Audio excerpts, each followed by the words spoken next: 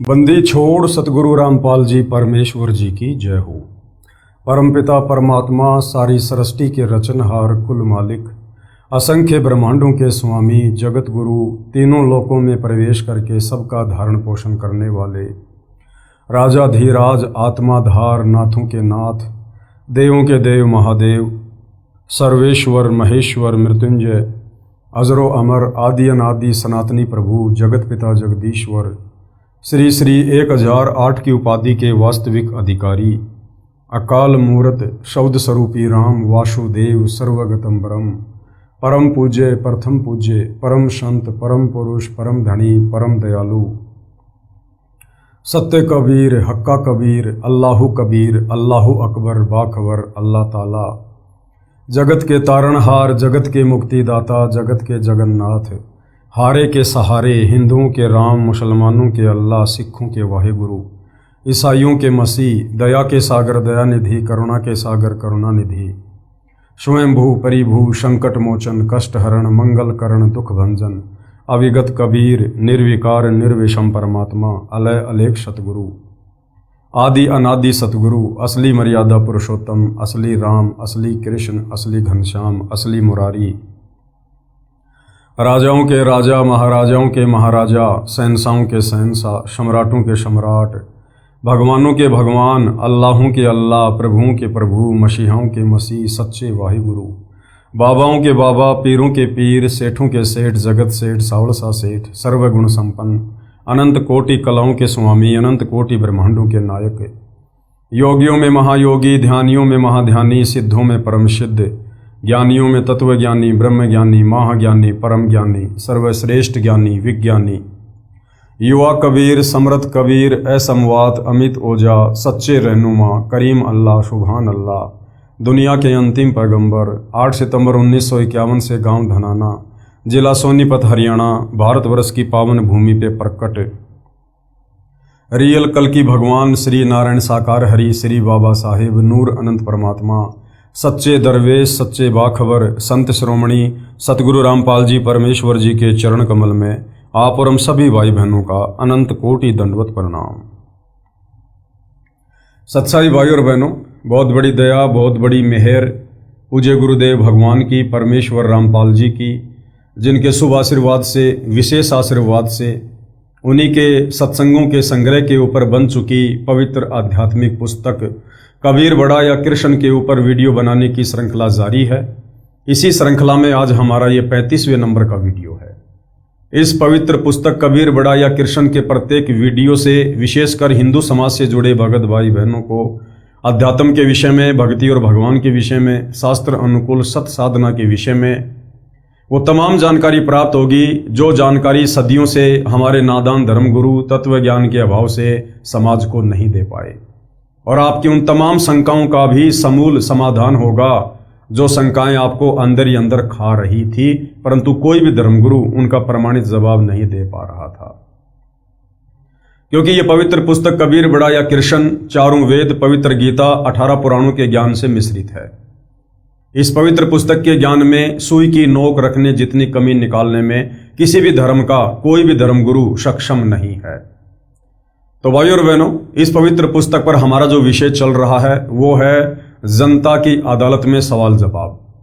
जनता की अदालत में जज जनता को बनाया गया है क्योंकि वर्तमान में जनता शिक्षित है, पढ़ी लिखी है, अपनी आंखों से धर्म ग्रंथों में लिखी सच्चाई को देखकर निर्णय कर सकती है। जनता की अदालत में जो मुकदमा है वो है कबीर बड़ा या कृष्ण, यानी बड़ा भगवान कौन है। तो हिंदू धर्म के जितने भी धर्मगुरु आचार्य शंकराचार्य हैं वो श्री कृष्ण उर्फ विष्णु जी को पूर्ण परमात्मा बताते हुए तमाम हिंदू धर्म ग्रंथों का हवाला दे रहे हैं और कह रहे हैं कि श्री कृष्ण उर्फ विष्णु इन्होंने गीता जी का ज्ञान दिया था, यही सुप्रीम गॉड है, ये अजरो अमर हैं, अविनाशी हैं, इनका जन्म मरण नहीं होता, इनके कोई माता पिता नहीं है, ये स्वयंभू हैं और इन्हीं की भक्ति से मुक्ति होगी। तो दूसरी तरफ कबीर जी के वकील सतगुरु रामपाल जी ने कबीर जी को सुप्रीम गॉड साबित करते हुए और उन्हीं तमाम धर्म ग्रंथों को आधार बनाकर चारों वेद पवित्र गीता 18 पुराण उन्हीं तमाम हिंदू धर्म गुरुओं के समक्ष जनता की अदालत में जनता को प्रमाण दिखा दिखा कर ये क्लियर कर दिया कि ये तमाम हिंदू धर्मगुरु आचार्य शंकराचार्य झूठ की नाव में बैठे हैं। अध्यात्म में इनका एक भी लफ्ज शास्त्र प्रमाणित नहीं है, ना इनकी साधना शास्त्र अनुकूल है, ना इनके भक्ति मंत्र शास्त्र अनुकूल हैं। और ये जो हवाला दे रहे हैं धर्म ग्रंथों का श्री कृष्ण जी को परमात्मा बताते हुए, तो कबीर जी के वकील सतगुरु रामपाल जी ने उन्हीं हिंदू धर्म ग्रंथों के अंदर से जनता को सच्चाई दिखा दी कि श्री कृष्ण उर्फ विष्णु अर्थात ये ब्रह्मा विष्णु महेश तीनों भाई हैं और दुर्गा इनकी माँ है, काल ब्रह्म ज्योति निरंजन इनका पिता है। इनका जन्म होता है, इनकी मृत्यु भी होती है। ये अजरो अमर भगवान नहीं है, ये अविनाशी नहीं है। और इनकी भक्ति का हमारे वेदों में और पवित्र गीता में कहीं कोई विधान नहीं है। गीता अध्याय 7 श्लोक नंबर 12 से 15 और 20 से 23 में तीनों देवता ब्रह्मा विष्णु महेश यानी रजगुण ब्रह्मा, शतगुण विष्णु, तमोगुण शंकर की भक्ति ना करने का आदेश है। इनको इष्ट मानकर इनकी पूजा ना करने का आदेश है। और जनता धीरे धीरे तमाम ये प्रमाण देखकर अचंभित हो रही है कि हमारे ही धर्म ग्रंथों में ये गूढ़ सच्चाई छुपी हुई थी और ये हमारे धर्मगुरु आज तक हमें नहीं बता पाए। तो सतगुरु रामपाल जी ने बताया कि इन धर्मगुरुओं को तत्व ज्ञान नहीं था, इनका कोई गुरु तत्वदर्शी नहीं था और तत्व ज्ञान के बिना इन धर्मशास्त्रों का निष्कर्ष नहीं निकाला जा सकता है। तो जनता तरह तरह के सवाल अध्यात्म को लेकर सतगुरु रामपाल जी से कर रही है और सतगुरु रामपाल जी जनता की रुचि को देखते हुए प्रत्येक का शास्त्र प्रमाणित जवाब दे रहे हैं। इसी कड़ी में आज हमारा विषय है कि कबीर परमात्मा जो सारी सृष्टि के रचयिता हैं, सर्व ब्रह्मांडों के रचयिता हैं, सबका धारण पोषण करने वाले परमात्मा हैं, सुप्रीम गॉड हैं, सभी आत्माओं को उत्पन्न करने वाले सबके जनक हैं, सबके पिता परमेश्वर हैं। ये सतलोक में रहते हैं और ये परमात्मा इस काल के 21 ब्रह्मांडों में अपना तत्व ज्ञान देने के लिए, सतलोक की जानकारी देने के लिए, सृष्टि रचना को बताने के लिए कि हम तमाम आत्माएं जो इस काल के जाल में फंसी पड़ी हैं, या गधे कुत्ते सूअर बनकर घूम रहे हैं, कभी मनुष्य जन्म स्त्री या पुरुष का प्राप्त करते हैं, इतने दुख भोग रहे हैं, नरक भोग रहे हैं। हम सभी आत्माएं पहले सतलोक में रहा करते थे। वहां कोई कष्ट नहीं, कोई बुढ़ापा नहीं, कोई मृत्यु नहीं, कोई रोग नहीं, कोई राग द्वेष नहीं, ना कोई काम धंधा करना पड़ता है। परमेश्वर के भंडारे से सब कुछ मुफ्त में मिलता है। वहां कभी मृत्यु नहीं होती है। और हम अपनी गलती से इस काल के जाल में फंसकर यहां पर आ गए। तो वो कबीर परमात्मा चारों युगों में आता है। सतयुग के विषय में हमने पढ़ा, परमात्मा सत सुकृत ऋषि के नाम से आए थे, अपने तत्व ज्ञान का प्रचार प्रसार किया। त्रेता युग में परमात्मा मुनिंद्र ऋषि के नाम से आए, अपने तत्व ज्ञान का प्रचार किया। और श्री रामचंद्र जी जो समुद्र पर पुल बनाने का प्रयास कर रहे थे लेकिन नहीं बना पाए, वो पुल भी कबीर परमात्मा ने त्रेता युग में मुनिंद्र ऋषि के नाम से आकर और एक पहाड़ के पत्थरों को अपनी वचन शक्ति से हल्का करके बनवाया। और भी बहुत सारी लीलाओं का हमने पूर्व में जिक्र किया है। आज हम चर्चा करेंगे कि वही कबीर परमात्मा सतलोक से चलकर गति करके वेदों में लिखी अपनी महिमा के अनुसार द्वापर युग में भी आता है और एक पूरा लीला में जीवन जीता है, अपने तत्व ज्ञान का प्रचार करता है। और वेदों में जो परमात्मा की महिमा लिखी है कि वो परमात्मा एक शिशु रूप में किसी तालाब पर कमल के विकसित फूल पर प्रकट होता है। वहां से एक निसंतान दंपत्ति उनको उठाकर ले जाते हैं और बाल्यकाल में परमेश्वर की जो लीला में परवरिश होती है वो कवारी गायों के दूध से होती है। ये परमेश्वर की पहचान है, उनकी महिमा में वेदों में लिखा हुआ है। और परमेश्वर की ये लीला ना श्री राम के ऊपर खरी उतरती है, ना श्री कृष्ण के ऊपर, ना ब्रह्मा विष्णु महेश के ऊपर, ना अन्य किसी देव महादेव के ऊपर। तो वेदों में जो महिमा, जो पहचान परमेश्वर की लिखी है वो कबीर जी के ऊपर खरी उतरती है। तो आज हम चर्चा करेंगे कि द्वापर में कबीर परमात्मा किस प्रकार से अपनी लीला अनुसार प्रकट हुए और किन किन आत्माओं को मिले, क्या क्या उन्होंने लीलाएं की। पूर्ण परमात्मा कौन? कबीर जी का द्वापर युग में प्रकट होना। प्रसन्न हे परमेश्वर, अपने दास धर्मदास पर कृपया करके द्वापर युग में प्रकट होने की कथा सुनाएं जिससे तत्व ज्ञान प्राप्त हो। धर्मदास जी प्रार्थना कर रहे हैं जिंदा रूप में कबीर परमेश्वर जी से कि हे परमात्मा, आप द्वापर युग में किस प्रकार से प्रकट हुए, आपने क्या क्या लीलाएं की, ये परमेश्वर मुझे वो अमर कथा सुनाइए। तो भाई और बहनों, परमपिता परमेश्वर की जो ये अमर कथा है, ये अगर 1000 बार सुनेंगे तो पहले से कहीं अधिक ज्यादा हम पुण्य के भागी होते हैं। इस परमेश्वर की अमर कथा, सत्यनारायण कथा को सुनने से भी हम पुण्य के भागी होते हैं, हमारे पाप कर्मों का नाश होता है। कबीर परमेश्वर यानी कबीर देव ने कहा, हे धर्मदास, द्वापर युग में भी मैं रामनगर नामक नगरी में एक सरोवर में कमल के फूल पर शिशु रूप में प्रकट हुआ। एक निसंतान वाल्मीकि कालू तथा गोदावरी दंपत्ति अपने घर ले गया। एक ऋषि से मेरा नामकरण करवाया। उसने भगवान विष्णु की कृपा से प्राप्त होने के आधार से मेरा नाम करुणा में रखा। मैंने 20 दिन तक कोई आहार नहीं किया। मेरी पालक माता अति दुखी हुई, यानी जो गोदावरी थी, जो परमेश्वर की बाल्यकाल में परवरिश के लिए निमित्त बनी थी, वो बहुत दुखी हुई। पिताजी भी कई साधु संतों के पास गए, मेरे ऊपर झाड़ फूंक भी करवाई। वे विष्णु के पुजारी थे। कौन?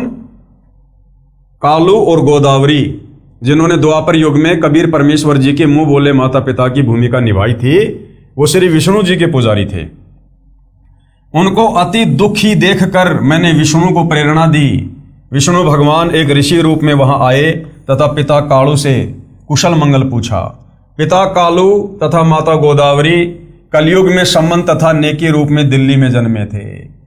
यानी द्वापर युग में जो दो आत्माएं कालू तथा गोदावरी कबीर परमेश्वर जी की बाल्यकाल में परवरिश करने के लिए निमित्त बने थे, यही दोनों आत्माएं आगे चलकर कलयुग के प्रथम चरण में दिल्ली के पास में सम्मन और नेकी के रूप में जन्मे थे। पिता कालू तथा माता गोदावरी कलयुग में सम्मन तथा नेकी रूप में दिल्ली में जन्मे थे। उन्होंने अपना दुख ऋषि जी को बताया कि हमें वृद्ध अवस्था में एक पुत्र रत्न भगवान विष्णु की कृपा से सरोवर में कमल के फूल पर प्राप्त हुआ है। यह बच्चा 25 दिन से भूखा है, कुछ भी नहीं खाया है। अब इसका अंत निकट है। परमात्मा विष्णु ने हमें अपार खुशी प्रदान की है, अब उसे छीन रहे हैं। हम प्रार्थना करते हैं कि हे विष्णु भगवान, ये खिलौना देकर मत छीनो। हम अपराधियों से ऐसा क्या अपराध हो गया है, इस बच्चे में हमारा इतना मोह हो गया है कि यदि इसकी मृत्यु हो गई तो हम दोनों उसी सरोवर में डूबकर मरेंगे जहां ये बालक रत्न हमें मिला था। हे धर्मदास, ऋषि रूप में उपस्थित विष्णु भगवान ने मेरी ओर देखा। मैं पालने में झूल रहा था। मेरे अति स्वस्थ शरीर को देखकर विष्णु भगवान आश्चर्यचकित हुए तथा बोले, हे कालू भगत, ये बच्चा तो पूर्ण रूप से स्वस्थ है। आप कह रहे हो ये कुछ भी आहार नहीं करता। ये बालक तो ऐसे स्वस्थ है जैसे एक सेर दूध प्रतिदिन पीता हो। ये नहीं मरने वाला। इतना कहकर विष्णु मेरे पास आया।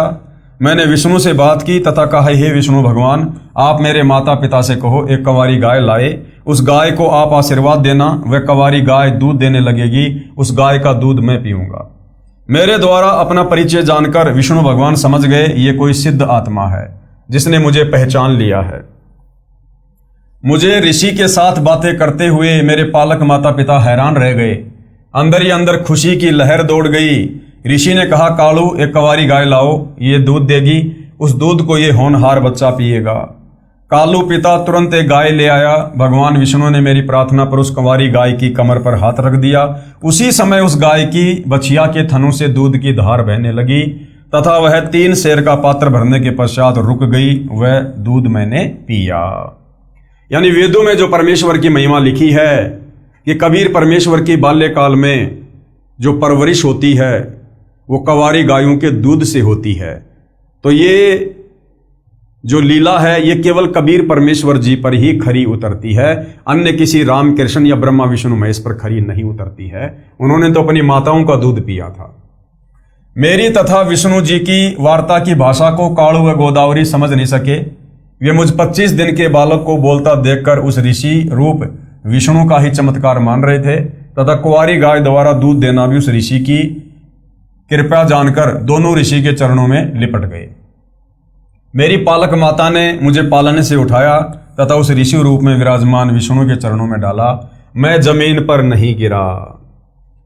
माता के हाथों से निकलकर जमीन से 4 फुट ऊपर हवा में पालने की तरह स्थिर हो गया। जब गोदावरी ने मुझे ऋषि के चरणों की ओर किया, भगवान विष्णु 3 कदम पीछे हट गए तथा बोले, माई, ये बालक परम शक्ति युक्त है, बड़ा होकर जनता का उपकार करेगा। इतना कहकर ऋषि रूपधारी विष्णु अपने लोक को चल दिए। मैं पुनः पालने में विराजमान हो गया। उस वाल्मीकि दंपति यानी कालू तथा गोदावरी ने मेरा हवा में स्थित होना भी ऋषि का ही चमत्कार जाना, करिश्मा जाना। इस कारण से मुझे कोई अवतारी पुरुष नहीं समझ सके। मैं भी यही चाहता था कि ये मुझे एक साधारण बालक ही समझें, जिससे इनकी वृद्ध अवस्था का समय मेरे लालन पालन में बीत जाए। मैं शिशु काल में ही तत्व ज्ञान की वाणी उच्चारण करने लगा। उस नगरी में अकाल गिर गया। मेरे माता पिता मुझे लेकर बनारस काशी आए तथा वहां रहने लगे। कलयुग में कालू का जन्म शम्मन रूप में तथा गोदावरी का जन्म नेकी रूप में दिल्ली में हुआ। जो कबीर जी की शरण में आए, उनका एक पुत्र शिव भी परमात्मा की शरण में आया था। काशी नगर में एक सुदर्शन नाम का वाल्मीकि जाति का पुण्यात्मा मेरी वाणी सुनकर बहुत प्रभावित हुआ। मैंने सुदर्शन भगत को सृष्टि रचना सुनाई। सुदर्शन मेरी हम उम्र था। उस समय मेरी लीलामय आयु 12 वर्ष की थी, जबकि काशी के विद्वानों से ज्ञान चर्चा होती थी। सुदर्शन भी मेरे साथ जाता था। एक दिन सुदर्शन ने कहा, हे करुणामय, आप तो ज्ञान सुनाते हो, इसका समर्थन कोई भी ऋषि नहीं करता। आपके ज्ञान पर कैसे विश्वास हो? हे करुणामय, आप ऐसी कृपा करो जिससे मेरा भ्रम दूर हो जाए। हे धर्मदास, मैंने उस प्यारी आत्मा सुदर्शन को शतलोक के दर्शन कराए। आपकी तरह उसको भी 3 दिन तक ऊपर के सर्वलोकों में ले गया। सुदर्शन का पंच भौतिक शरीर अचेत हो गया। सुदर्शन भी अपने माता पिता का इकलौता पुत्र था। अपने इकलौते पुत्र को मृत तुल्य देखकर उसके माता पिता विलाप करने लगे तथा हमारे घर आकर मेरे माता पिता से झगड़ा करने लगे। कहा कि तुम्हारे इस करुण ने हमारे बच्चे को जादू जंत्र कर दिया। वो शेवड़ा है, हमारा पुत्र मर गया तो हम आपके विरुद्ध राजा को शिकायत करेंगे। मेरे माता पिता ने मेरे से उन्हीं के सामने पूछा, हे करुण, सच बता, तूने क्या दिया उस सुदर्शन को? मैंने कहा, वह शतलोक देखना चाहता था, इसलिए उसे शतलोक दर्शन के लिए भेजा है। जल्दी ही वापस लौट आएगा। कई वैद्य बुलाए, कई झाड़ फूंक करने वाले बुलाए, कोई लाभ नहीं हुआ। तीसरे दिन सुदर्शन के माता पिता रोते हुए मेरे पास आए। बोले, बेटा करुण, हमारे पुत्र को ठीक कर दे, हम तेरे आगे हाथ जोड़ते हैं। मैंने कहा, माई, तुम्हारा पुत्र नहीं मरेगा। मेरे यानी परमेश्वर कबीर साहिब को अपने साथ अपने घर ले गए। मेरे माता पिता भी साथ गए। आसपास के व्यक्ति भी वहां उपस्थित थे। मैंने सुदर्शन के शीश को पकड़ कर हिलाया तथा कहा, हे सुदर्शन, वापस आ जा, तेरे माता पिता बहुत व्याकुल हैं। इतना कहते ही सुदर्शन ने आंखें खोली, चारों ओर देखा, अपने सिर की ओर मुझे नहीं देख सका। उठ कर बोला, परमेश्वर करुणामय कहाँ है? रोने लगा, कहाँ गए परमेश्वर करुणामय? उपस्थित व्यक्तियों ने पूछा, क्या करुण को ढूंढ रहा है? देख, ये बैठा तेरे पीछे। मुझे देखते ही चरणों में शीश रखकर विलाप करने लगा तथा रोता हुआ बोला, हे काशी के रहने वालों, ये पूर्ण परमात्मा है। ये सर्व सृष्टि रचनहार अपने शहर में विराजमान है। आप इसे नहीं पहचान सके। ये मेरे साथ ऊपर के लोक में गया। ऊपर के लोक में ये पूर्ण परमात्मा के रूप में एक सफेद गुम्मद में विराजमान है। यही दोनों रूपों में लीला कर रहा है। सर्व व्यक्ति कहने लगे, इस कालू के पुत्र ने भिखू के पुत्र पर जादू जंत्र कर दिया, जिस कारण से इसका दिमाग चल गया है। इस करुण को ही परमात्मा कह रहा है। भला हो भगवान का, भिखू का बेटा जीवित हो गया, नहीं तो बेचारों का कोई और बुढ़ापे का सहारा भी नहीं था। ये कहकर सर्व अपने अपने घर चले गए। भिखू तथा उसकी पत्नी सुखी यानी सुखवंती अपने पुत्र को जीवित देखकर अति प्रसन्न हुए। भगवान विष्णु का प्रसाद बनाया, पूरे मोहल्ले यानी कॉलोनी में प्रसाद बांटा। सुदर्शन ने मुझसे उपदेश लिया। अपने माता पिता भिखू तथा सुखी को भी मेरे से उपदेश लेने को कहा। दोनों ने बहुत विरोध किया तथा कहा, यह कालू का पुत्र पूर्ण परमात्मा नहीं है बेटा, इसने तेरे ऊपर जादू जंत्र करके मूर्ख बनाया हुआ है। भगवान विष्णु से बड़ा कोई नहीं है। सुदर्शन ने मुझसे कहा, हे प्रभु, कृपया मुझे अपनी शरण में रखना। मेरे माता पिता का कोई दोष नहीं है। सर्व मानव समाज इसी ज्ञान पर अटका है। जिस पर आपकी रजा होगी केवल वही आपको जान व मान सकता है। जिस पर आपकी रजा होगी वही आपको जान सकता है, पहचान सकता है, मान सकता है। आज वर्तमान में देख लो भाई और बहनों, परमेश्वर ने अपनी पहचान करवाने में कोई कसर नहीं छोड़ी। सबको शिक्षित करवा दिया, सर्व धर्मशास्त्रों से परिचित करवा दिया। फिर भी परमेश्वर रामपाल जी को आज उनके भगत भी, यानी करोड़ों में उनकी संगत है, जिसमें से 90% भगत भी परमेश्वर रामपाल जी को परमेश्वर के रूप में हृदय से ज्ञान को आधार बनाकर स्वीकार नहीं कर रहे हैं। आज भी वो संगत एक दाढ़ी मूंछ वाली कबीर की समझे जाने वाली काल्पनिक बेजुबान मुर्दा फोटो को भगवान मानकर पूज रही है। इस काल ब्रह्म ने तो पूरे विश्व यानी ब्रह्मा विष्णु शिव सहित को भ्रमित किया हुआ है। हे धर्मदास, सुदर्शन भगत ने काल के जाल को समझकर सच्चे मन से मेरी भक्ति की तथा मेरा साक्षी बना कि पूर्ण परमात्मा कोई अन्य है जो ब्रह्मा विष्णु तथा शिव से भिन्न तथा अधिक शक्तिशाली है। हे धर्मदास, पांडवों की अश्वमेघ यज्ञ को जिस सुदर्शन द्वारा संपूर्ण की गई आप सुनते हो, ये वही सुदर्शन वाल्मीकि मेरा शिष्य था। द्वापर युग में मैं 404 वर्ष तक करुणामय शरीर में लीला करता रहा तथा सह शरीर सतलोक गया। आगे धर्मदास जी ने फिर परमात्मा जी से प्रश्न किया। धर्मदास ने प्रश्न किया, हे प्रभु, आपकी रजा द्वापर युग में और किस पुण्यात्मा पर हुई? तो परमेश्वर जी बता रहे हैं, कबीर देव ने कहा, द्वापर युग में एक चंद्र विजय नामक राजा की रानी इंद्रमती को पार किया तथा राजा चंद्र विजय पर भी कृपा की। परमेश्वर कबीर जी द्वारा बताई रानी इंद्रमती को पार करने वाली कथा कौन लिख रहे हैं? परम पूज्य सतगुरु रामपाल जी परमेश्वर जी। द्वापर युग में इंद्रमती को शरण में लेना। द्वापर युग में चंद्र विजय नाम का एक राजा था। उसकी पत्नी इंद्रमती बहुत ही धार्मिक प्रवृत्ति की औरत थी। संत महात्माओं का बहुत आदर किया करती थी। उसने एक गुरुदेव भी बना रखा था। उनके गुरुदेव ने बताया था कि बेटी, साधु संतों की सेवा करनी चाहिए, संतों को भोजन खिलाने से बहुत लाभ होता है। एकादशी का व्रत, मंत्र के जाप आदि साधनाएं जो गुरुदेव ने बताई थी, उस भगवत भक्ति में रानी बहुत दृढ़ता से लगी हुई थी। गुरुदेव ने बताया था कि संतों को भोजन खिलाया करेगी तो तू आगे भी रानी बन जाएगी और तुझे स्वर्ग प्राप्ति होगी। रानी ने सोचा कि प्रतिदिन एक संत को भोजन अवश्य खिलाया करूंगी। उसने ये प्रतिज्ञा मन में ठान ली कि मैं खाना बाद में खाया करूंगी, पहले संत को खिलाया करूंगी, इससे मुझे याद बनी रहेगी, कहीं मुझे भूल ना पड़ जाए। रानी प्रतिदिन पहले एक संत को भोजन खिलाती, फिर स्वयं खाती। वर्षों तक यह क्रम चलता रहा। एक समय हरिद्वार में कुंभ के मेले का संयोग हुआ। जितने भी त्रिगुण माया के उपासक संत थे, सभी गंगा में स्नान करने के लिए पर भी लेने के लिए प्रस्थान कर गए। इस कारण से कई दिन रानी को भोजन कराने के लिए कोई संत नहीं मिला। रानी इंद्रमती ने स्वयं भी भोजन नहीं किया। चौथे दिन अपनी बांदी से कहा कि बांदी, देख ले कोई संत मिल जाए तो, नहीं तो आज तेरी मालकिन जीवित नहीं रहेगी, चाहे मेरे प्राण क्यों ना निकल जाएं, परंतु मैं खाना नहीं खाऊंगी। वह दीन दयाल कबीर परमेश्वर अपने पूर्व वाले भगत को शरण में लेने के लिए न जाने क्या क्या कारण बना देता है। बांदी ने ऊपर अटारी पर चढ़कर देखा कि सामने से सफेद कपड़े पहने एक संत आ रहा था। द्वापर युग में परमेश्वर कबीर जी करुणामय नाम से आए थे। बांदी नीचे आई और रानी से कहा कि एक व्यक्ति है जो साधु जैसा नजर आता है। रानी ने कहा कि जल्दी से बुला कर ला। बांदी महल से बाहर गई तथा प्रार्थना की कि हे साहिब, आपको हमारी रानी ने याद किया है। करुणामय साहिब ने कहा कि रानी ने मुझे क्यों याद किया है, मेरा और रानी का क्या संबंध? नौकरानी ने सारी बात बताई। करुणामय यानी कबीर साहिब ने कहा कि रानी को आवश्यकता पड़े तो यहाँ आ जाए, मैं यहाँ खड़ा हूँ, तू बांदी और वो रानी, मैं वहां जाऊं, और यदि वह कह दे कि तुझे किसने बुलाया था या उसका राजा ही कुछ कह दे, बेटी संतों का अनादर बहुत पापदायक होता है। बांदी फिर वापस आई और रानी से सब वार्ता कह सुनाई। तब रानी ने कहा कि बांदी मेरा हाथ पकड़ और चल। जाते ही रानी ने दंडवत प्रणाम करके प्रार्थना की कि हे परवरदिगार, चाहती तो ये हूं कि आपको कंधे पर बैठा लूं। करुणामय साहिब ने कहा, बेटी मैं यही देखना चाहता था कि तेरे में कोई श्रद्धा भी है या वैसे ही भूखी मर रही है। रानी ने अपने हाथों खाना बनाया। करुणामय रूप में आए कबीर देव ने कहा कि मैं खाना नहीं खाता, मेरा शरीर खाना खाने का नहीं है। तो रानी ने कहा कि मैं भी खाना नहीं खाऊंगी। करुणामय साहिब ने कहा कि ठीक है बेटी, लाओ खाना खाते हैं, क्योंकि समर्थ उसी को कहते हैं जो चाहे सो करे। करुणामय साहिब ने खाना खा लिया। फिर रानी से पूछा कि जो ये तू साधना कर रही है, ये तेरे को किसने बताई है? रानी ने कहा कि मेरे गुरुदेव ने आदेश दिया है। कबीर साहिब ने पूछा, क्या आदेश दिया है तेरे गुरुदेव ने?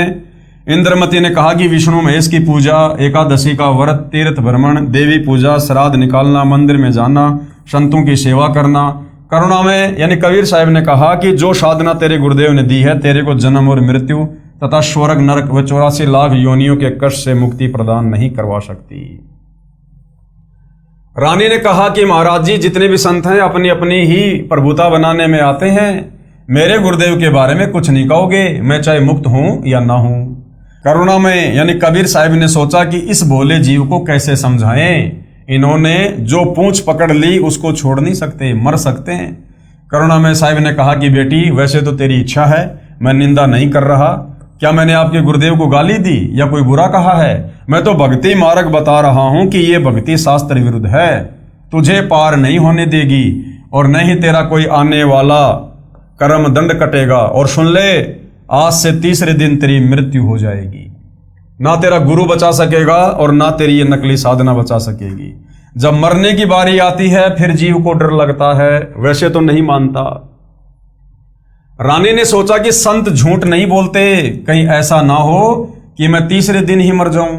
इस डर से करुणा में साहिब से पूछा कि साहिब, क्या मेरी जान बच सकती है? कबीर साहिब यानी करुणा में जी ने कहा कि बच सकती है, अगर तू मेरे से उपदेश लेगी, मेरी शिष्या बनेगी, पिछली पूजाएं त्यागेगी, तब तेरी जान बचेगी। इंद्रमती ने कहा, मैंने सुना है कि गुरुदेव नहीं बदलना चाहिए, पाप लगता है। तो कबीर साहिब यानी करुणा में जी ने कहा कि नहीं बेटी, ये भी तेरा भ्रम है। एक वैद्य यानी डॉक्टर से औषधि ना लगे तो क्या दूसरे से नहीं लेते? एक 5वीं कक्षा का अध्यापक होता है, फिर एक उच्च कक्षा का अध्यापक होता है। बेटी, अगली कक्षा में जाना होगा। क्या सारी उम्र 5वीं कक्षा में ही लगी रहेगी? इसको छोड़ना पड़ेगा। तू अब आगे की पढ़ाई पढ़, मैं पढ़ाने आया हूं। वैसे तो नहीं मानती, परंतु मृत्यु दिखने लगी कि संत कह रहा है तो कहीं बात ना बिगड़ जाए। ऐसा विचार करके इंद्रमती ने कहा कि जैसे आप कहोगे मैं वैसा ही करूंगी। करुणा में यानी कबीर साहिब ने उपदेश दिया, कहा कि तीसरे दिन मेरे रूप में काल आएगा, तू उससे बोलना मत। जो मैंने नाम दिया है 2 मिनट तक इसका जाप करना, 2 मिनट के बाद उसको देखना है, उसके बाद सत्कार करना है। वैसे तो गुरुदेव आए तो अति शीघ्र चरणों में गिर जाना चाहिए, ये मेरा केवल इस बार आदेश है। रानी ने कहा ठीक है जी। रानी को तो चिंता बनी हुई थी, श्रद्धा से जाप कर रही थी। कबीर साहिब यानी करुणामय साहिब का रूप बनाकर गुरुदेव रूप में काल आया, आवाज लगाई, इंद्रमती इंद्रमती। उसको तो पहले से ही डर था, सुमरण करती रही, काल की तरफ नहीं देखा। 2 मिनट के बाद जब देखा तो काल का स्वरूप बदल गया। काल का ज्यों का त्यों चेहरा दिखाई देने लगा। करुणामय साहिब का स्वरूप नहीं रहा। जब काल ने देखा कि तेरा तो स्वरूप बदल गया, वह जान गया कि इसके पास कोई शक्ति युक्त मंत्र है। ये कहकर चला गया कि तुझे फिर देखूंगा, अब तो बच गई। रानी बहुत खुश हुई, फूली नहीं समाई। कभी अपनी बांदियों को कहने लगी कि मेरी मृत्यु होनी थी, मेरे गुरुदेव ने मुझे बचा दिया।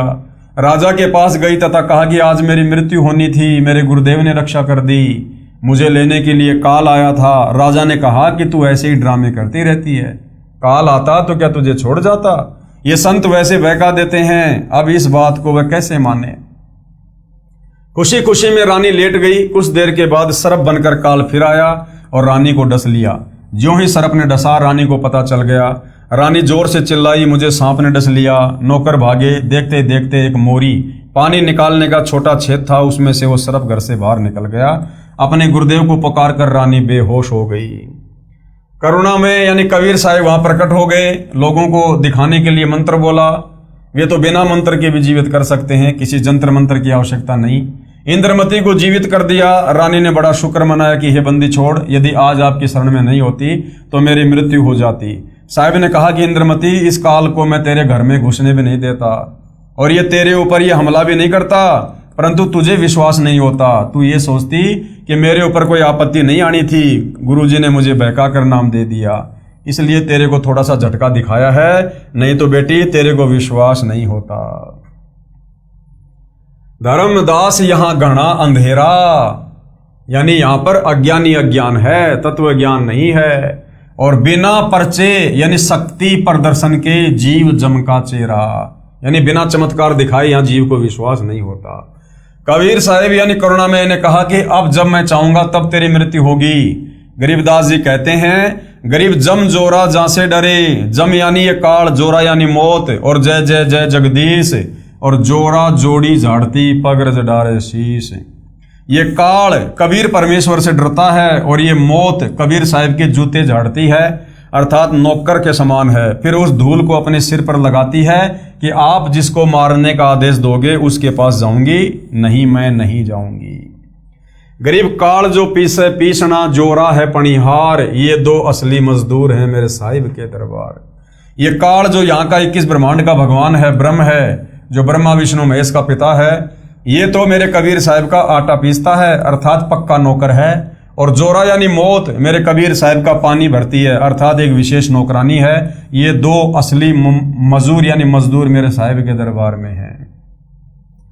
कुछ दिनों के बाद करुणामय अर्थात कबीर जी साहिब फिर आए, रानी इंद्रमती को शतनाम प्रदान किया। फिर कुछ समय के उपरांत करुणामय साहिब ने रानी इंद्रमती की अति श्रद्धा देखकर सार नाम दिया, परम पद की उपलब्धि करवाई।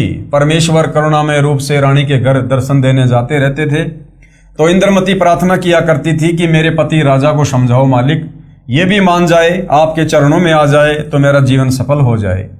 चंद्र विजय से कबीर साहिब ने प्रार्थना की कि चंद्र विजय आप भी नाम लो, ये 2 दिन का राज और ठाठ है, फिर 84 लाख योनियों में प्राणी चला जाएगा।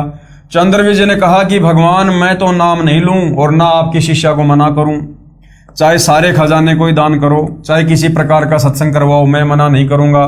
कबीर साहिब यानी करुणामय जी ने पूछा आप नाम क्यों नहीं लोगे? चंद्र विजय राजा ने कहा कि मैंने तो बड़े बड़े राजाओं की पार्टियों में जाना पड़ता है।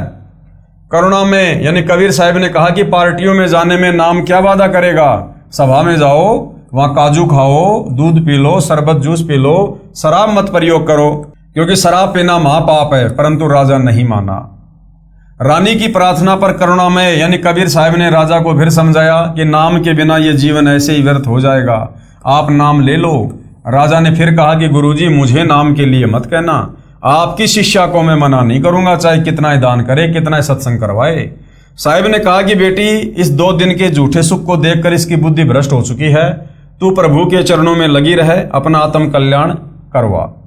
मृत्यु के उपरांत कोई किसी का पति नहीं, कोई किसी की पत्नी नहीं, 2 दिन का संबंध है, अपना कर्म बना बेटी।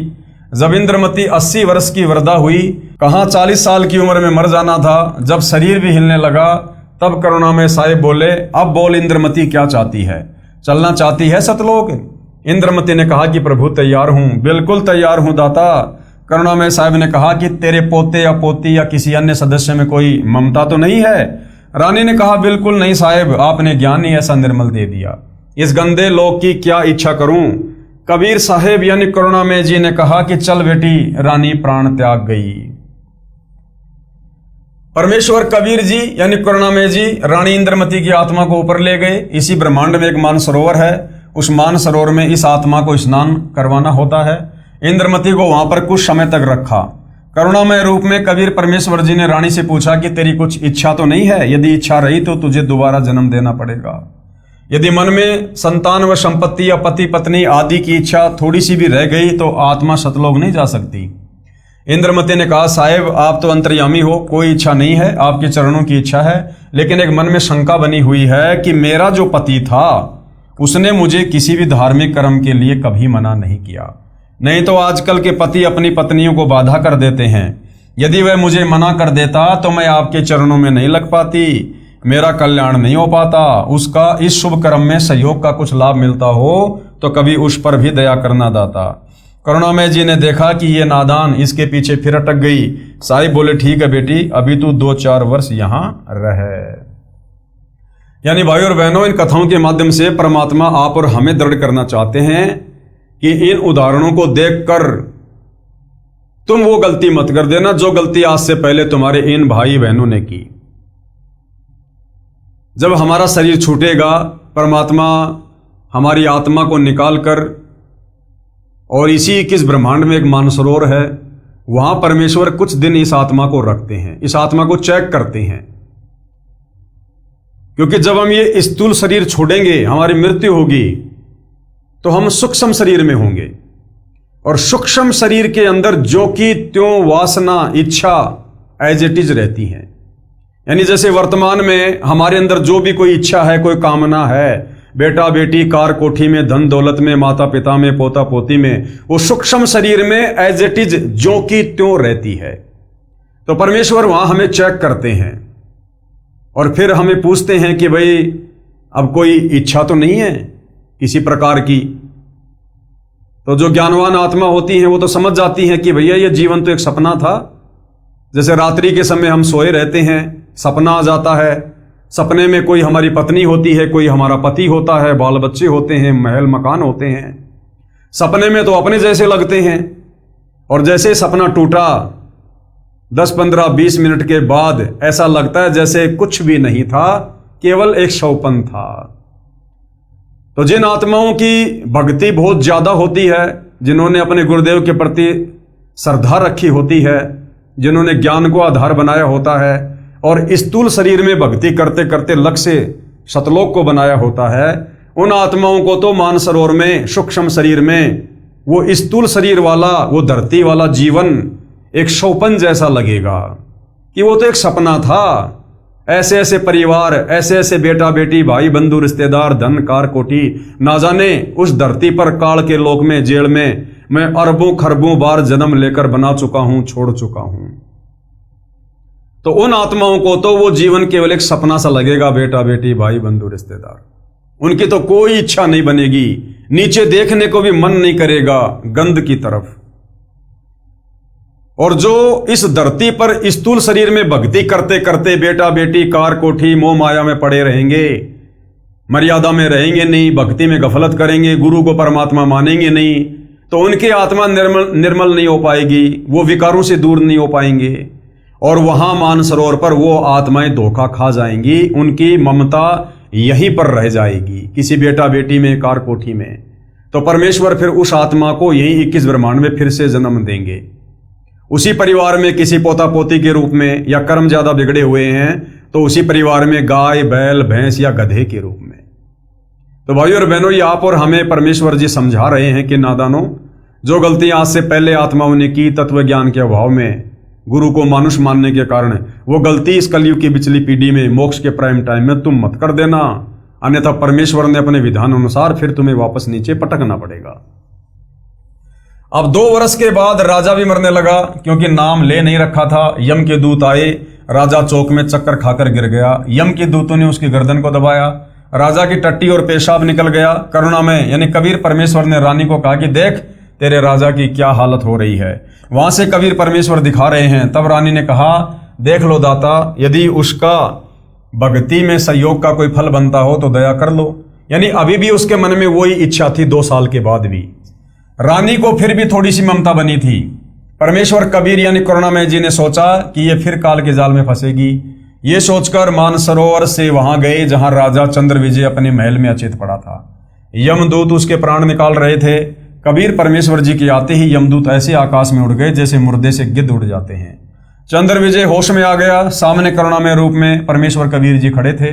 केवल चंद्र विजय को दिखाई दे रहे थे, किसी अन्य को दिखाई नहीं दे रहे थे। चंद्र विजय चरणों में गिरकर याचना करने लगा, मुझे क्षमा कर दो दाता, मेरी जान बचाओ, क्योंकि उसने देखा कि तेरी जान जाने वाली है। जब इस जीव की आंख खुलती है कि अब तो बात बिगड़ गई, राजा चंद्र विजय गिड़गिड़ाता हुआ बोला, मुझे क्षमा कर दो दाता, मेरी जान बचा लो मालिक। कबीर परमेश्वर ने कहा, राजा आज भी वही बात है, उस दिन भी वही बात थी, नाम लेना होगा। राजा ने कहा, मैं नाम ले लूंगा जी, अभी ले लूंगा नाम। कबीर परमेश्वर ने नाम उपदेश दिया तथा कहा कि अब मैं तुझे 2 वर्ष की आयु दूंगा, यदि इसमें एक श्वास भी खाली चला गया तो फिर कर्मदंड रह जाएगा। कबीर जीवन तो थोड़ा ही भला, जय सत सुमरण हो, लाख बरस का जीवना लेखे धरे न कोई। शुभ कर्म में सहयोग दिया हुआ, पिछला कर्म और साथ में श्रद्धा से 2 वर्ष के सुमरण से तथा 3 नाम प्रदान करके कबीर साहिब चंद्र विजय को भी पार कर ले गए। बोलो सतगुरुदेव भगवान की जय। जय हो बंदी छोड़ की। आगे धर्मदास जी ने फिर परमात्मा जी से प्रश्न किया। धर्मदास जी ने कहा कि हे कबीर परमेश्वर, हमारे को तो ब्राह्मणों यानी विद्वानों ने यही बताया था कि पांडवों की अश्वमेध यज्ञ को श्री कृष्ण भगत सुदर्शन सुपच ने सफल की थी, तथा भगवान कृष्ण जी ने गीता में कहा था कि अर्जुन युद्ध कर, तुझे कोई पाप नहीं लगेगा। ये सर्व योद्धा मेरे द्वारा पहले से मार दिए गए हैं, तू निमित्त मात्र बन जा। यदि तू युद्ध में मारा गया तो स्वर्ग जाएगा, यदि युद्ध में जीत गया तो पृथ्वी के राज्य का सुख भोगेगा।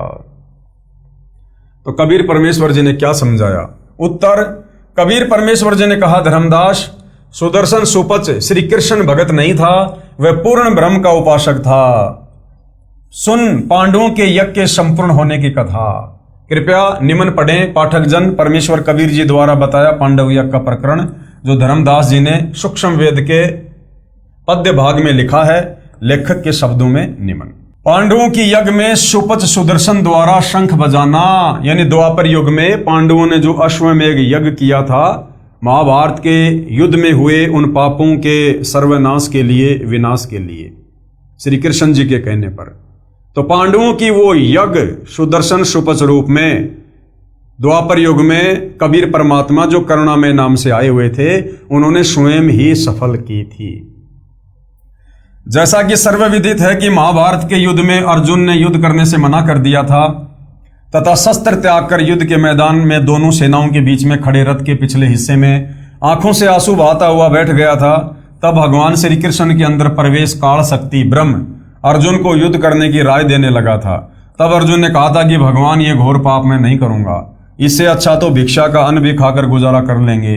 तब भगवान काल श्री कृष्ण जी के शरीर में प्रवेश करके बोला था कि अर्जुन, तू युद्ध कर, तुझे कोई पाप नहीं लगेगा। देखिए गीता जी के अध्याय 11 के श्लोक 33, अध्याय 2 के श्लोक 37 और 38 में महाभारत में लेख आता है कि श्री कृष्ण जी के कहने से अर्जुन ने युद्ध करना स्वीकार कर लिया। घमासान युद्ध हुआ, करोड़ों व्यक्ति व सर्व कौरव युद्ध में मारे गए और पांडव विजय हुए।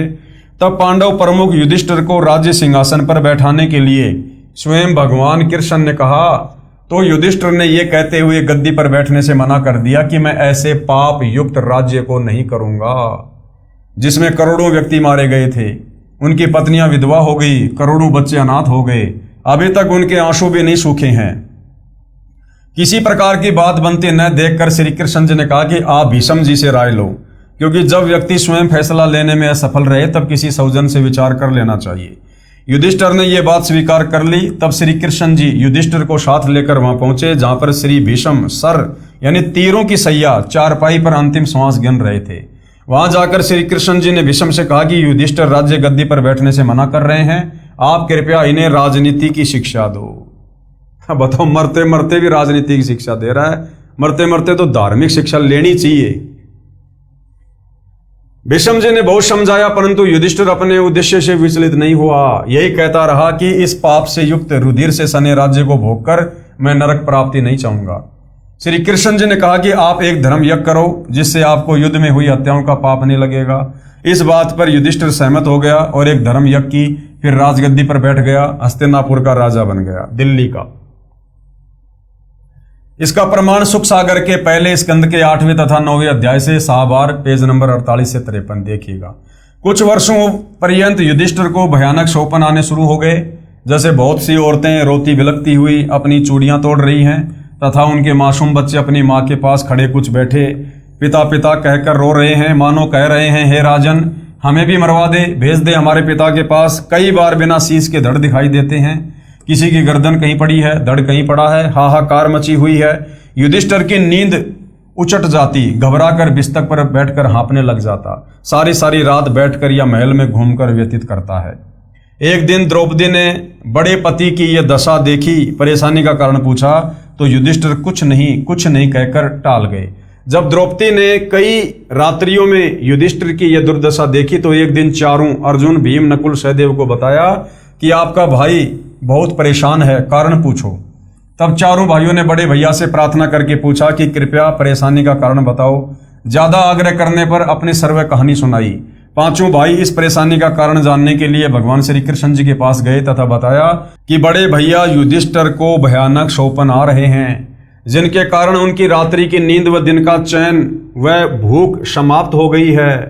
कृपया कारण व समाधान बताइए।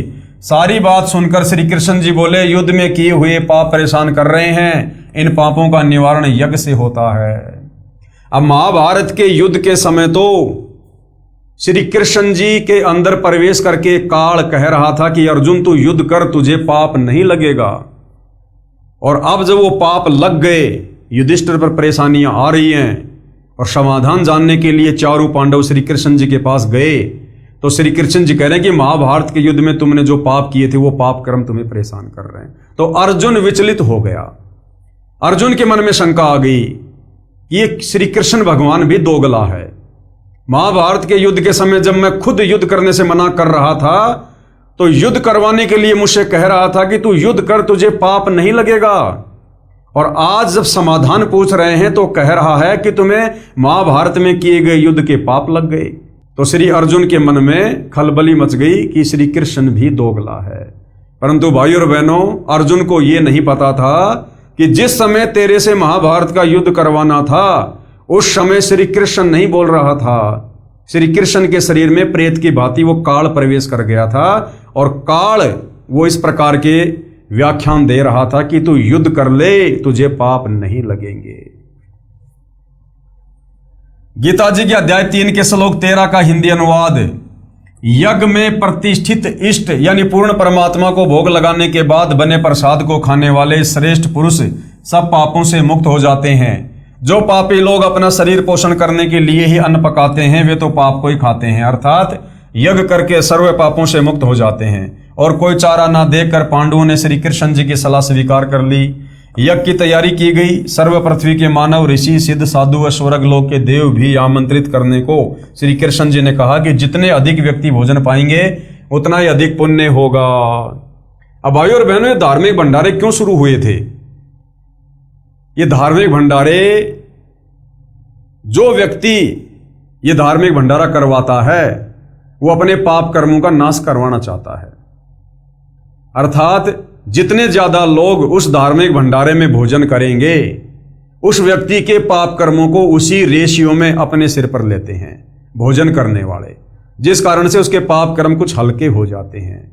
तो हम सतगुरु रामपाल जी के भक्तों ने, हमारे पूज्य गुरुदेव भगवान ने हमें जो भंडारा करने और जो भंडारा खाने का आदेश दिया है, उसके अलावा हम किसी अन्य सांसारिक व्यक्ति के या किसी भी देवी देवता के निमित्त जो भंडारे किए जाते हैं हमने वहां पर भोजन नहीं करना चाहिए। अन्यथा उस व्यक्ति के ऊपर तो इन पांडवों की तरह 3 लोक के पाप कर्म रखे हुए हैं, और यदि हमने उस अनुपदेशी व्यक्ति के घर का भोजन किया, भंडारा किया, तो हम उसके पाप बांटने में हिस्सेदार बनेंगे। परंतु संतों व भक्तों से विशेष लाभ होता है। उनमें भी कोई परम शक्ति युक्त संत होगा, वह पूर्ण लाभ दे सकता है। तथा यज्ञ पूर्ण होने का साक्षी एक 5 मुख वाला पंचजन्य शंख एक सुसज्जित ऊंचे आसन पर रख दिया जाएगा, तथा जब इस यज्ञ में कोई परम शक्ति युक्त संत भोजन खाएगा तो यह शंख स्वयं आवाज करेगा। इतनी गूंज होगी कि पूरी पृथ्वी पर तथा स्वर्ग लोक तक आवाज सुनाई देगी। यज्ञ की तैयारी हुई। निश्चित दिन को सभी आदरणीय आमंत्रित भगतगण, 88,000 ऋषि, 33 करोड़ देवता, 9 नाथ, 84 सिद्ध, ब्रह्मा विष्णु शिव आदि पहुंच गए। यज्ञ कार्य शुरू हुआ। बाद में सबने यज्ञ का बचा प्रसाद भंडारा सर्व उपस्थित महानुभावों व भक्तों तथा जन साधारण को बरताया यानी खिलाया। स्वयं भगवान श्री कृष्ण जी ने भी भोजन खा लिया, परंतु शंख नहीं बजा। शंख नहीं बजा तो ये यज्ञ संपूर्ण नहीं हुई। अर्थात भाइयों और बहनों, ब्रह्मा विष्णु महेश, 33 करोड़ देवी देवता, 9 नाथ, 84 सिद्ध, ये एक सच्चे भगत की श्रेणी में भी नहीं है, क्योंकि इनके द्वारा भोजन करने के बाद भी शंख नहीं बजा। जो कंडीशन थी, यदि कोई सच्चे नाम का उपासक साधु संत भगत भोजन करेगा तो शंख बजेगा। तो ब्रह्मा विष्णु महेश से नीचे सारे हैं, और ब्रह्मा विष्णु महेश ने भी भोजन कर लिया। विष्णु रूप में तो खुद श्री कृष्ण जी थे। ब्रह्मा और शिव ने भी सूक्ष्म रूप में आगे भोजन कर लिया, लेकिन शंख नहीं बजा। अर्थात ये भी सच्चे नाम के उपासक नहीं है। उस समय युधिष्ठिर ने श्री कृष्ण जी से पूछा, हे मधुसूदन, शंख नहीं बजा, सर्व महापुरुषों व आगंतुकों ने भोजन पा लिया, कारण क्या है? श्री कृष्ण जी ने कहा कि इनमें कोई पूर्ण संत यानी सतनाम व सारनाम उपासक नहीं है।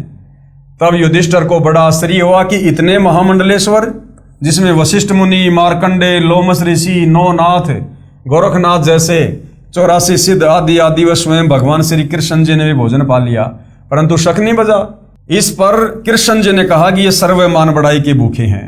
परमात्मा चाहने वाला कोई नहीं, तथा अपनी मनमुखी साधना करके सिद्धि दिखाकर दुनिया को आकर्षित करते हैं। भोले लोग इनकी वाहवाही करते हैं तथा इनके इर्द गिर्द मंडराते हैं। ये स्वयं भी पशु जूनी में जाएंगे तथा अपने अनुयायियों को नरक में ले जाएंगे।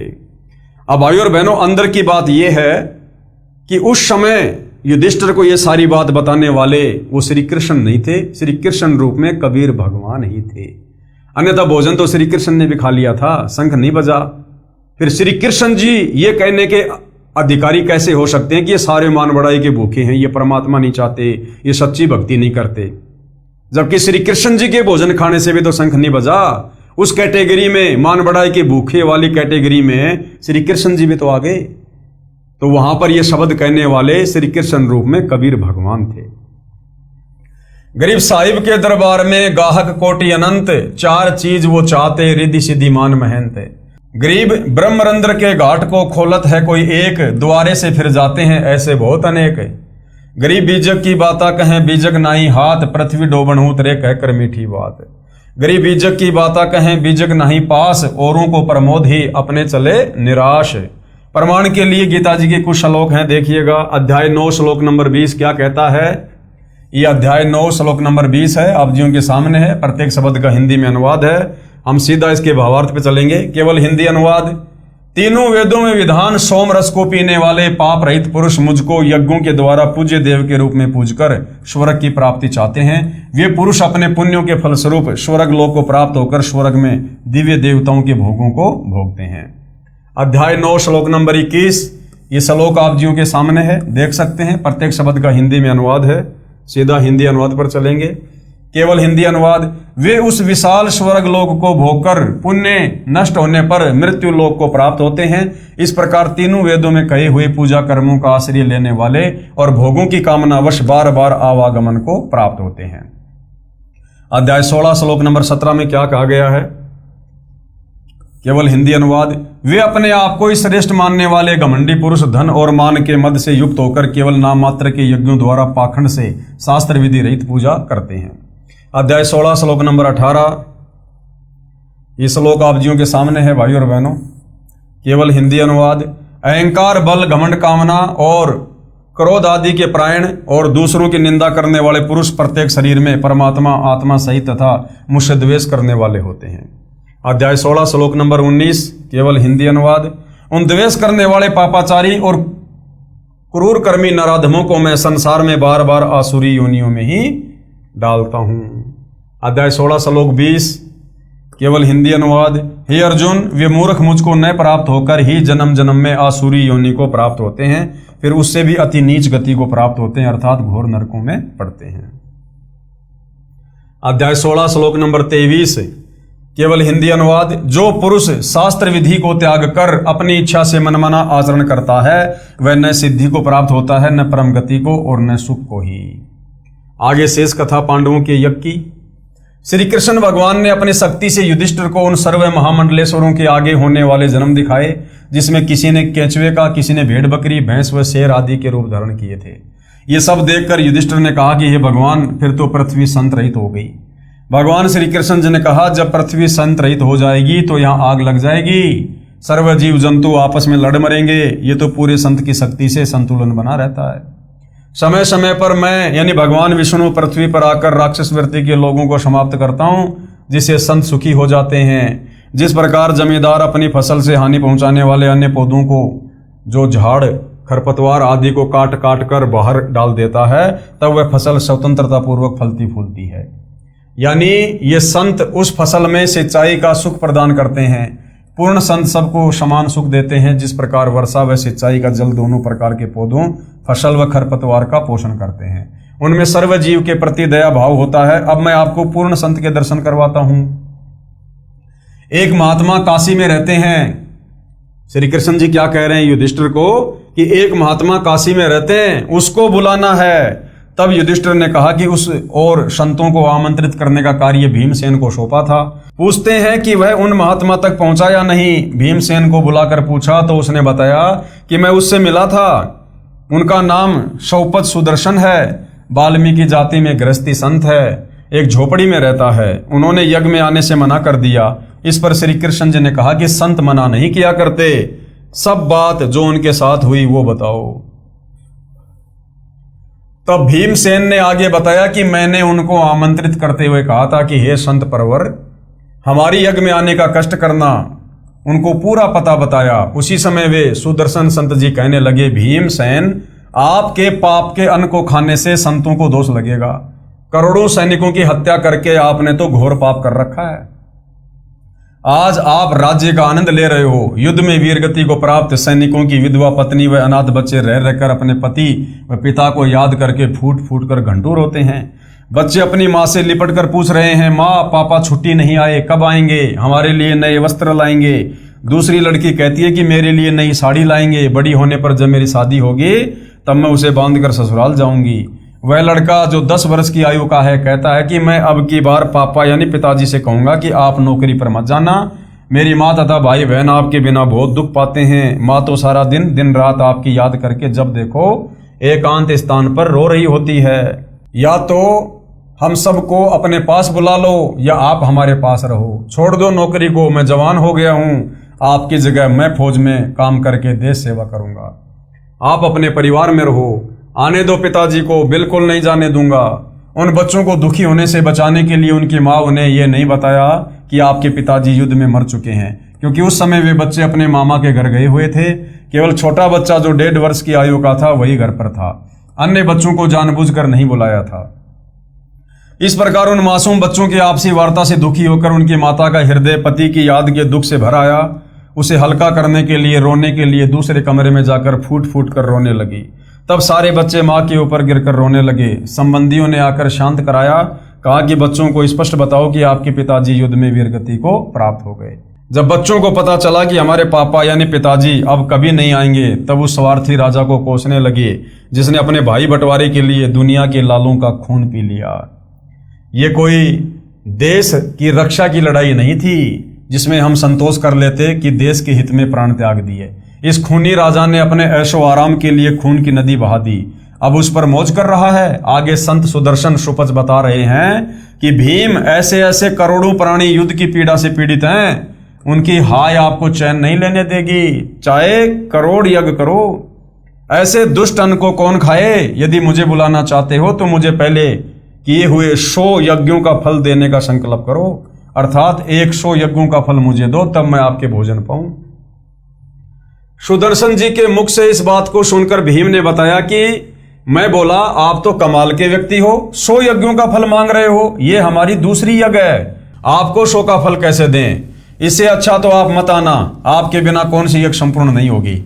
जब स्वयं भगवान श्री कृष्ण जी हमारे साथ हैं तो तेरे न आने से क्या यज्ञ पूर्ण नहीं होगा? सर्व वार्ता सुनकर श्री कृष्ण जी ने कहा, भीम, संतों के साथ ऐसा आपत्तिजनक व्यवहार नहीं करना चाहिए। 7 समुद्रों का अंत पाया जा सकता है, परंतु सतगुरु यानी कबीर साहब के संत का पार नहीं पा सकते। उस महात्मा सुदर्शन वाल्मीकि के एक बाल के समान 3 लोग भी नहीं है। मेरे साथ चलो उस परमपिता परमात्मा के प्यारे हंस को लाने के लिए। तब 5 पांडव व श्री कृष्ण भगवान शव सुदर्शन की झोपड़ी की ओर रथ में बैठकर चले। 1 योजन अर्थात 12 किलोमीटर पहले रथ से उतरकर नंगे पैरों चले तथा रथ को खाली लेकर रथवान पीछे पीछे चला। उस समय स्वयं कबीर साहिब सुदर्शन सुपच का रूप बनाकर झोपड़ी में बैठ गए। वह सुदर्शन को अपनी गुप्त प्रेरणा से मन में संकल्प उठाकर कहीं दूर संत या भगत से मिलने भेज दिया, जिसमें आने में व जाने में कई रोज लगने थे। तब सुदर्शन के रूप में सतगुरु की चमक व शक्ति देखकर सर्व पांडव बहुत प्रभावित हुए। स्वयं श्री कृष्ण जी ने लंबी दंडवत प्रणाम की। तब देखा देखी सर्व पांडवों ने भी ऐसा ही किया। श्री कृष्ण जी की तरफ नजर करके सुपच सुदर्शन ने आदरपूर्वक कहा कि हे त्रिभुवननाथ, आज इस दीन के द्वार पर कैसे? मेरा अहोभाग्य है कि आप दीनानाथ विशंबरनाथ मुझ तुझको दर्शन देने स्वयं चल कर आए हैं। सबको आदरपूर्वक बैठा दिया तथा आने का कारण पूछा। उस समय श्री कृष्ण जी ने कहा कि हे जानी जान, आप सर्वगति स्थिति से परिचित हैं। पांडवों ने यज्ञ की है, वह आपके बिना संपूर्ण नहीं हो रही, कृपया इन्हें कृतार्थ करें। उसी समय वहां उपस्थित भीम की ओर संकेत करते हुए सुदर्शन रूपधारी परमेश्वर जी ने कहा कि यह वीर मेरे पास आया था तथा अपनी मजबूरी से इसे अवगत करवाया था। उस समय श्री कृष्ण जी ने कहा कि हे पूर्ण ब्रह्म, आपने स्वयं अपनी वाणी में कहा है कि संत मिलन को चालिए तज माया अभिमान, जो जो पग आगे धरे सो सो यज्ञ समान। आज 5 पांडव राजा हैं तथा मैं स्वयं द्वारिकाधीश आपके दरबार में राजा होते हुए भी नंगे पैरों उपस्थित हूं। अभिमान का नामो निशान भी नहीं है। तथा स्वयं भीम ने भी खड़ा होकर उस दिन कहे हुए अपशब्दों की चरणों में पड़कर क्षमा याचना की। श्री कृष्ण जी ने कहा कि हे नाथ, आज यहाँ आपके दर्शनार्थ आए आपके 6 सेवकों के कदमों के यज्ञ समान फल को स्वीकार करते हुए सो आप रखो तथा शेष हम भिक्षुकों को दान दीजिए ताकि हमारा भी कल्याण हो। इतना अधीन भाव सर्व उपस्थित जनों में देखकर जगत गुरु साहेब करुणामय सुदर्शन रूप में अति प्रसन्न हुए। कबीर साधु भूखा भाव का धन का भूखा नाही, जो कोई धन का भूखा वो साधु भी नाही। उठकर उनके साथ चल पड़े। जब सुदर्शन जी यज्ञशाला में पहुंचे तो चारों ओर एक से एक ऊंचे सुसज्जित आसनों पर विराजमान महामंडलेश्वर सुदर्शन जी के रूप व वेश, दोहरी धोती, घुटनों से थोड़ी सी नीचे तक छोटी छोटी दाढ़ी, सिर के बिखरे केस, न बड़े न छोटे, टूटी फूटी जूती, मैले से कपड़े, तेजों में शरीर को देखकर अपने मन में सोच रहे हैं कि ऐसे अपवित्र व्यक्ति से शंख 7 जन्म भी नहीं बच सकता। ये तो हमारे सामने ऐसे जैसे सूर्य के सामने दीपक है। श्री कृष्ण जी ने स्वयं उस महात्मा का आसन अपने हाथों लगाया, क्योंकि श्री कृष्ण जी श्रेष्ठ आत्मा है। फिर द्रौपदी से कहा कि हे बहन, सुदर्शन महात्मा जी आए हैं, भोजन तैयार करो, बहुत पहुंचे हुए संत हैं। द्रौपदी देख रही है कि संत लक्षण तो एक भी नहीं दिखाई देते। ये तो एक दारिद्र गृहस्थी व्यक्ति है, न तो वस्त्र भगवा, न गले में माला, न तिलक, न सिर पर बड़ी जटा, न मूंड ही मुंडवा रखा और न ही कोई चिमटा, झोली, कमंडल लिए हुए था। श्री कृष्ण जी के कहते ही स्वादिष्ट भोजन कई प्रकार का बनाकर एक सुंदर थाल चांदी का उसमें परोसकर सुदर्शन जी के सामने रखकर द्रौपदी ने मन में विचार किया कि आज तो ये भगत भोजन को खाएगा तो उंगली चाटता रह जाएगा, जिंदगी में ऐसा भोजन कभी नहीं खाया होगा।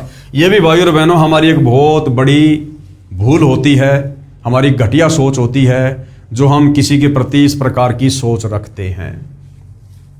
सुदर्शन जी ने नाना प्रकार के भोजन को थाली में इकट्ठा किया तथा खिचड़ी सी बनाई। उस समय द्रौपदी ने देखा कि इसने तो सारा भोजन खीर, खांड, हलवा, सब्जी, दही बड़े आदि घोल कर एक कर लिया। तब मन में दुर्भावना पूर्वक विचार किया कि इस मूर्ख हबसी ने तो खाना खाने का भी ज्ञान नहीं, ये काहे का संत कैसा शंख बजाएगा। क्योंकि खाना बनाने वाली स्त्री की ये भावना होती है कि मैं ऐसा स्वादिष्ट भोजन बनाऊं कि खाना खाने वाला मेरे भोजन की प्रशंसा कई जगह करे। प्रत्येक बहन की यही आशा होती है। वह बेचारी 1 घंटे तक धुएं से आंखें खराब करे और मेरे जैसा कह दे कि नमक तो है ही नहीं, तब उसका मन बहुत दुखी होता है। इसलिए संत जैसा मिल जाए उसा खाकर सराहना ही किया करते हैं। यदि कोई न खा सके तो नमक कहकर संत नहीं मांगता। संतों ने नमक का नाम राम रस रखा हुआ है।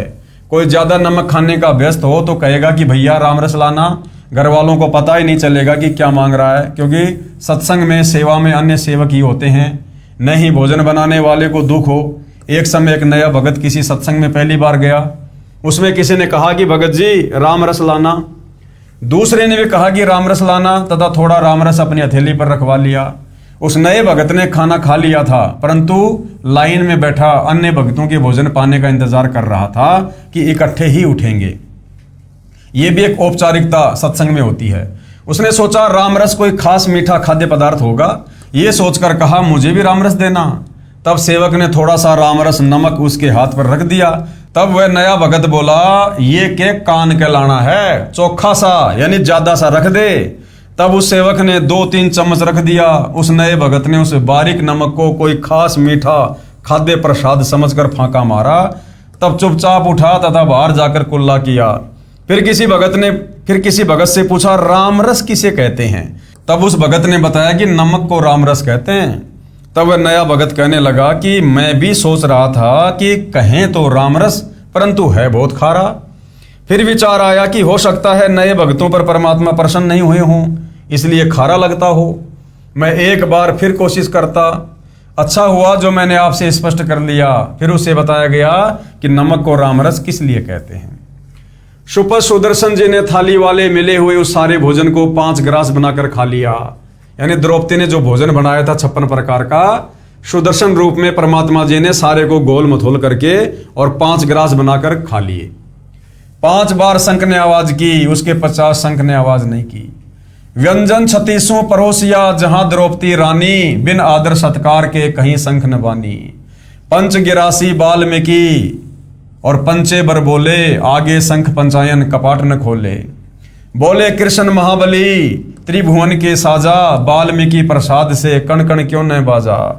द्रौपदी सेती कृष्ण देव जब ऐसे भाख्या, वाल्मीकि के चरणों की तेरे न अभिलाषा। प्रेम पंचायन भूख है, अन्न जग का खाजा, ऊंच नीच द्रौपदी कहा, शंख कण कण क्यों नहीं बाजा। वाल्मीकि के चरणों की लई द्रौपदी धारा, शंख पंचायन बाजिया कण कण झनकारा। युधिष्ठिर जी श्री कृष्ण जी के पास आए तथा कहा कि हे भगवान, आप जी की कृपा से शंख ने आवाज की है, हमारा कार्य पूर्ण हुआ। श्री कृष्ण जी ने सोचा कि इस महात्मा सुदर्शन के भोजन खाने से भी शंख अखंड क्यों नहीं बजा। फिर अपनी दिव्य दृष्टि से देखा तो पाया कि द्रौपदी के मन में दोष है, जिस कारण से शंख ने अखंड आवाज नहीं की, केवल 5 बार आवाज करके मौन हो गया है। श्री कृष्ण जी ने कहा, युधिष्ठिर, यह शंख बहुत देर तक बजना चाहिए, तब यज्ञ पूर्ण होगी। युधिष्ठिर ने कहा, भगवान, अब कौन संत शेष है जिसे लाना होगा। श्री कृष्ण जी ने कहा, युधिष्ठिर, इस सुदर्शन संत से बढ़कर कोई भी सत्य भक्ति युक्त संत नहीं है। इसके एक बाल समान 3 लोग भी नहीं है। अपने घर में दोष है, उसे शुद्ध करते हैं। श्री कृष्ण जी ने द्रौपदी से कहा, द्रौपदी, भोजन सब प्राणी अपने अपने घर पर रूखा सूखा खाकर ही सोते हैं। आपने बढ़िया भोजन बनाकर अपने मन में अभिमान पैदा कर लिया। बिना आदर सत्कार के किया हुआ धार्मिक अनुष्ठान, यज्ञ, हवन, पाठ सफल नहीं होता। आपने इस साधारण से व्यक्ति को क्या समझ रखा है? ये पूर्ण ब्रह्म है, इसके एक बाल के समान 3 लोक भी नहीं है। आपने अपने मन में इस महापुरुष के बारे में क्या गलत विचार किए हैं? उनसे आपका अंतःकरण मैला यानी मलिन हो गया है। इनके भोजन ग्रहण कर लेने से तो ये शंख की स्वर्ग तक आवाज जाती तथा सारा ब्रह्मांड गूंज उठता। ये केवल 5 बार बोला है, इसलिए कि आपका भ्रम दूर हो जाए, क्योंकि और किसी ऋषि के भोजन खाने से तो ये टस से मस भी नहीं हुआ। आप अपना मन साफ करके इन्हें पूर्ण परमात्मा समझकर इनके चरणों को धोकर पियो, ताकि तेरे हृदय का मैल यानी पाप साफ हो जाए। उसी समय द्रौपदी ने अपनी गलती को स्वीकार करते हुए संत से क्षमा याचना की और सुपथ सुदर्शन के चरण अपने हाथों से धोकर चरणामृत बनाया। रज भरे धूल युक्त जल को पीने लगी। जब आधा पी लिया तब भगवान श्री कृष्ण जी ने कहा, द्रौपदी, कुछ अमृत मुझे भी दे दो ताकि मेरा भी कल्याण हो। यह कहकर श्री कृष्ण जी ने द्रौपदी से आधा बचा हुआ चरणामृत पिया। उसी समय वही पंचायन शंख इतने जोरदार आवाज से बजा कि स्वर्ग तक ध्वनि सुनी। तब पांडवों की वो यज्ञ सफल हुई। प्रमाण के लिए अमृतवाणी पारक का अंग आदरणीय गरीबदास जी के सूक्ष्म वेद से वाणियां। गरीब सुपच संक सब करत हैं, नीच जाति विश्चूक, पोहमी बिगसी स्वर्ग सब खिले जो पर्वत रूख। गरीब करी द्रौपदी दिल मंजना और सुपच चरण पी धोए, बाजे शंख सर्वकला रहे आवाज गोए। गरीब द्रौपदी चरणामृत लिए, सुपच शंख नहीं कीन, बाजा शंख अखंड धुनि गण गंधर्व ल्योलीन। गरीब फिर पंडों की यज्ञ में शंख पंचायन टेर, 12 कोटि पंडित जहां पड़ी सबन की मेर।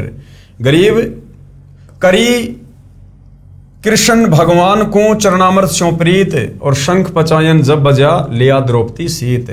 गरीब 12 कोटि पंडित जहां और ब्रह्मा विष्णु महेश, चरण लिए जगदीश को जिसको रटता शेष। गरीब वाल्मीकि के बाल सम नाही 3 लोक, सुर नर मुनिजन कृष्ण सुधी पंडों पाई पोष। गरीब वाल्मीकि बैकुंठ पड़ी स्वर्ग लगाई लात, शंख पंचायन घुरत है गण गंधर्व ऋषि मात। गरीब स्वर्ग लोक के देवता कीने ने पूर्या नाद, सुपथ सिंहासन बैठते बाजा अगम अगाध। गरीब पंडित 12 कोटि थे, सईदे से सुरबीन, 87 देव में कोई न पद में लीन। गरीब बाजा शंख स्वर्ग सुनया 14 भवन उचार, 33 तत् न लहया किन्हें न पाया पार। अचला का अंग से वाणी। गरीब पंडों संग हैं, छठे कृष्ण मुरारी, चली हमारी यज्ञ में समर्थ सृजनहार। गरीब 87 ऋषि जहां देव 33 कोटि, शंख न बाजा तास तय रहे चरण में लोटी। गरीब सुपच रूप धर आइया, सतगुरु पुरुष कबीर, 3 लोक की मेदनी सुर नर मुनिजन भीर। गरीब पंडित 12 कोटि है और 84 सिद्ध, शंख न बाजा तास तय पिए मान का मद। गरीब पंडो यज्ञ अश्वमेघ में सतगुरु किया पियान, 5 पंडो संग चले और छठा भगवान। गरीब सुपच रूप धरी आइया, सब देवन का देव, कृष्ण चंद्र पग धोइया करी तास की सेव। गरीब सुपच रूप को देख कर द्रौपदी मानी शंख, जान गए जगदीश गुरु बाजत नाही शंख। गरीब 56 भोग संजोग कर कीने 5 गिरास, द्रौपदी के दिल दुई है नाही दृढ़ विश्वास। गरीब 5 पांडु यज्ञ करी कल्प वृक्ष की छाही, द्रौपदी दिल बंक है कण कण बाजा नाही। गरीब 56 भोग न भोगिया कीने 5 गिरास, खड़ी द्रौपदी उन्मुनि हरदम गालत श्वास। गरीब बोले कृष्ण महाबली क्यों बाजा नहीं शंख, जान राय जगदीश गुरु काडत है मन बंक। गरीब द्रौपदी दिल को साफ कर, चरण कमल ल्यो लाए, वाल्मीकि के बाल सम त्रिलोकी नहीं पाए। गरीब चरण कमल को धोए कर, ले द्रौपदी प्रसाद, अंतर सीन साफ होए, जरे सकल अपराध।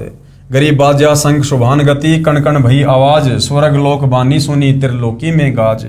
गरीब पंडु यज्ञ अश्वमेघ में आए नजर निहाल, यम राजा की बंद में खल हल पर्या कमाल। अन्य वाणी सदग्रंथ साहिब से 33 कोटि यज्ञ में आए, 87 सारे, 12 कोटि वेद के वक्ता, सुपच का शंख बजारे। अर्जुन सहित पांडवों को युद्ध में की गई हिंसा के पाप लगे। अर्जुन सहित पांडवों को महाभारत के युद्ध में जो हिंसा हुई थी, जो बंधुघात हुआ था, जो सैनिक मारे गए थे आपस के भाई बंटवारे के कारण, क्योंकि महाभारत का युद्ध कोई धर्म युद्ध नहीं था, कोई सीमाओं की रक्षा के लिए किया गया युद्ध नहीं था। दो भाइयों की, कौरव और पांडवों की संपत्ति का बंटवारा होना था। उसके चलते करोड़ों सैनिक वहां पर मरवा दिए गए और उनका पाप, उन हत्याओं का पाप लगा पांडवों के सिर पर। हालांकि कौरवों के सिर पर भी लगा, लेकिन कौरव तो उसी समय मर गए थे, वो तो फिर आगे चलकर समय अनुसार नरक में अपना कष्ट वष्ट भोगेंगे। और लेकिन पांडवों पर भी ज्यों के त्यों वो पाप रखे गए। तो भाइयों और बहनों, आगे चलकर इन पाप कर्मों का नाश होता है या नहीं होता है, क्या विधि है क्या नहीं है, या फिर ये पाप कर्म पांचों पांडवों को, द्रौपदी को, कुंती को, सबको भोगने पड़ेंगे, इस विषय में हम विशेष चर्चा करेंगे। तो जनता की अदालत में जनता धीरे धीरे अध्यात्म से परिचित होती जा रही है। हम लोगों ने पहले रामायण भी पढ़ी, महाभारत भी पढ़ा, कथाएं भी पढ़ी, परंतु हमें उनका निष्कर्ष नहीं बताया जाता था, उनका सार नहीं समझाया जाता था कि हम शिक्षा क्या ग्रहण करें। अब परमेश्वर रामपाल जी ने इस तत्व ज्ञान की रोशनी में हमें इन धर्मशास्त्रों का निष्कर्ष निकाल कर दे दिया है, ताकि हम निष्कर्ष को जानकर और शास्त्र अनुकूल साधना तत्वदर्शी संत सतगुरु रामपाल जी से प्राप्त करके अपनी आत्मा का कल्याण करवा सकें और इस काल बली के षड्यंत्र से बाहर निकल सकें। तो भाइयों और बहनों, जनता की अदालत में आगे हम विशेष चर्चा करेंगे कल के एपिसोड में। आज केवल इतना ही। परमपिता परमेश्वर हम सबको आज्ञा दें, आशीर्वाद दें, सद्बुद्धि दें, हमारा मार्गदर्शन करें। बंदी छोड़ सतगुरु रामपाल जी परमेश्वर जी की जय हो।